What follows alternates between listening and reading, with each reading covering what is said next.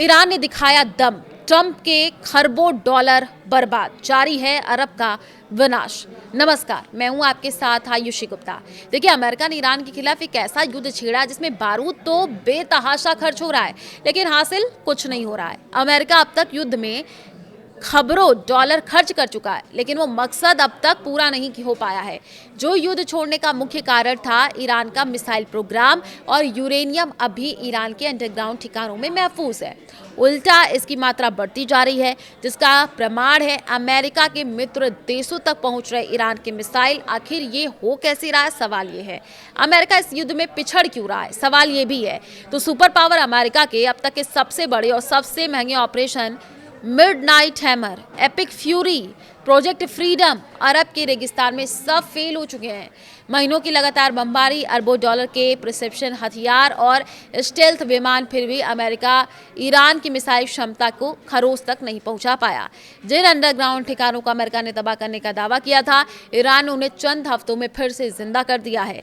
नतीजा ये रहा कि संपूर्ण अरब पर ईरान ने मिसाइल ग्रहण लगा दिया है। अमेरिकी बेस का दहन हुआ है। जॉर्डन से लेकर के कुवैत और इराक तक अमेरिका के हर सैन्य बेस पर ईरान की बैलिस्टिक मिसाइलें घातक ड्रोन कहर बनकर के टूट रहे हैं। ट्रंप जिसे छोटी झड़प बता करके अपने वोटरों को गुमराह कर रहे हैं, वो असलियत में अरब में अमेरिकी प्रभुत्व का अंत है। आखिर कैसे फेल हुआ ट्रंप का ऑपरेशन, ये भी आप समझ लीजिए। देखिए, ईरान के अंडरग्राउंड ठिकाने अमेरिका की नाकामी का पहला सिरा है। बॉम्बर्स की नाकामी। ट्रंप ने सोचा था कि संपूर्ण ईरान बारूदी जलजले में दफन हो जाएगा, इसलिए इजराइल के इनपुट पर अमेरिका ने सबसे महंगे हथियारों का इस्तेमाल किया, लेकिन दाव उल्टा ही पड़ गया। ये ईरानी इंजीनियरिंग चमत्कारी है कि अमेरिका ने करमनशाह में भारी बमबारी की है, लेकिन ईरान ने चंद हफ्तों में ही मलबा साफ कर दिया, भूमिगत ढांचों को फिर से चालू कर दिया। और यही नहीं, ईरान की कमांड को भी अमेरिका खत्म नहीं कर सका। इसलिए ईरान का गाइडेंस और कमांड एंड कंट्रोल सिस्टम आज भी 100% काम कर रहा है। देखिए, दोगुनी तेजी से हम कह सकते हैं सुरंगों को अब ईरान बना रहा है। CIA का दावा तो ये भी है कि अमेरिका सुरंगों के दरवाजे जिस गति से तोड़ रहा है, उसकी दोगुनी तेजी से ईरान ने उन्हें खड़ा करा। यानी अमेरिका एक एक प्रिसिशन बम पर करोड़ों डॉलर फूंक रहा है, और ईरान अपनी सस्ती तकनीक से न सिर्फ अपने अहम ठिकाने बचा रहा है, बल्कि सस्ती मिसाइल और ड्रोन से अमेरिका को अरबों का नुकसान भी पहुंचा रहा है, जिसका सबूत जॉर्डन के अमेरिकी बेस पर हुआ हमला है, जो ये बताता है कि ईरान की न तो मारक क्षमता कम है और न ही उसके पास हथियारों की कमी है। लेकिन ट्रंप इसे अपने देश में कैसे पेश करें, अब ये सवाल उठता है भाई। तो देखिए, अमेरिकी राष्ट्रपति डोनाल्ड ट्रंप ने कहा है कि मैं इसे एक झड़प कहता हूँ। ईरान के साथ हमारी एक झड़प हुई है, उन्हें इतनी जोरदार चोट पहुंची है कि वो समझौता करना चाहते हैं। ट्रंप ने कहा कि मैं ये भी कहना चाहता हूं कि वो अभी समझौते के लिए तैयार नहीं है, जल्दी तैयार हो जाएंगे। बयान अजीब है, शायद यही ट्रंप की झेप है, जिसमें उनके भाव, उनके बयान चेहरे से मेल नहीं खा रहे हैं। और ऐसा सिर्फ इसलिए क्योंकि ईरान की ताकत को अंदाजा अब अमेरिका सेना को भी हो चुका है। क्या है ईरान की ताकत, ये भी समझ लीजिए। ईरान की असली ताकत है उसका मिसाइल भंडार, जिसमें शॉर्ट रेंज बैलिस्टिक मिसाइल अहम भूमिका निभा रही है।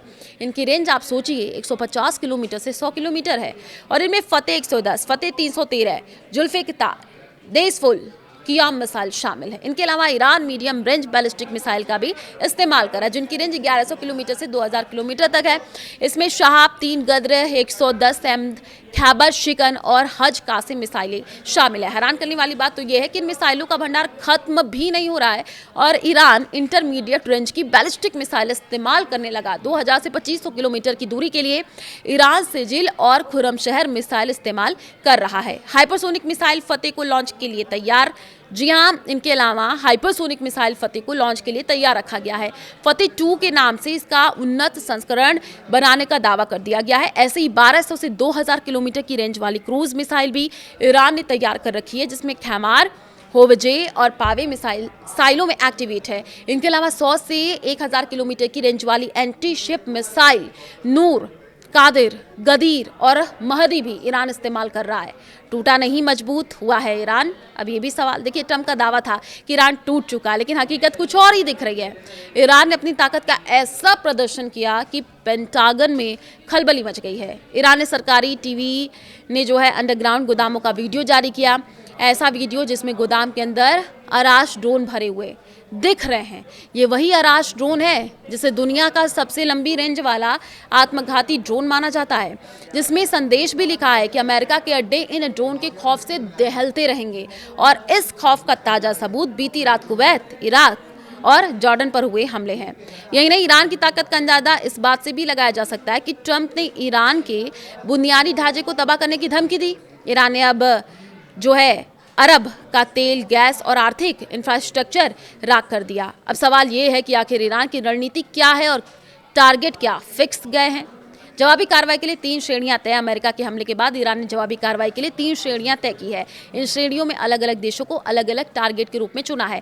पहली श्रेणी में ईरान ने इजराइल, बहरीन और कतर को रखा है, क्योंकि इन्हीं देशों में अमेरिका के मुख्य सैन्य बेस हैं। दूसरी श्रेणी में ईरान ने उन देशों को शामिल किया है जो जहां अमेरिका का व्यापारिक हित है, और इसमें ईरान ने सऊदी अरब, संयुक्त अरब अमीरात और कुवैत को शामिल किया। तीसरी श्रेणी में ईरान ने उन देशों को हमले के लिए चुना है जहां पर ईरान के प्रॉक्सी भी सक्रिय हैं। इसमें इराक, सीरिया और जॉर्डन प्रमुख हैं। ईरान का मिशन संपूर्ण जो है अरब में रण ईरान के हमलों के बाद अरब में दहशत का माहौल है। कुवैत की सेना ने दावा किया कि उनका एयर डिफेंस सिस्टम ईरानी ड्रोन हमलों को रोकने की कोशिश करा, लेकिन कुवैत में भारी नुकसान की सैटेलाइट तस्वीरें सामने आ रही हैं।